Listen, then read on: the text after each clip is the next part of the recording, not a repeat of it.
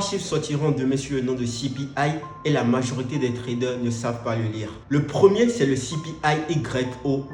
C'est le CPI en glissement annuel. Il compare les prix à ceux d'il y a un an et demain, le marché attend 3,4% contre 3,5% le mois dernier. Il faut savoir que c'est le chiffre le plus médiatisé mais aussi le plus lent de tout le groupe. Il montre la tendance de fond mais pas ce qui vient réellement de bouger dans l'économie. Le deuxième chiffre, c'est le CPI MOM.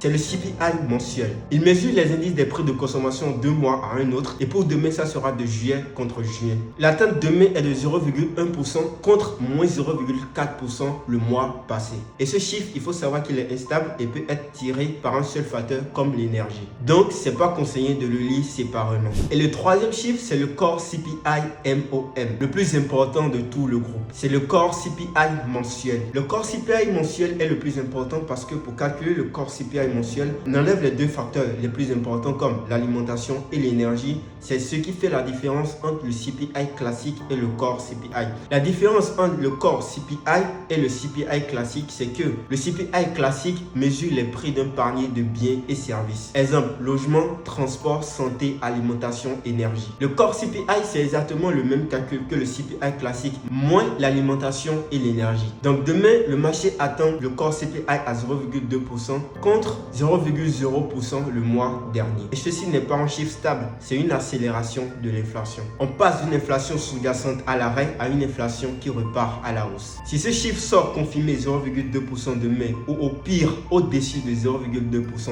demain, c'est potentiellement le signal le plus important de la journée et de tout le groupe. Donc demain, ne te laisse pas rassurer par un CPI classique annuel pour mesurer la tendance, mais par contre, focus-toi sur le core CPI mensuel et si l'inflation sous-jacente réaccélère pendant que le CPI classique ralentit, ceci est donc un signal contradictoire. Et c'est souvent cela qui crée les plus grosses réactions du marché parce que ça sème le doute sur la trajectoire de la Fed. Demain, je te compare les 3 chiffres réels à ces attentes en direct et je te donne mon observation. Si on est dans un contexte de désinflation ou on est dans un contexte d'une réaccélération d'inflation.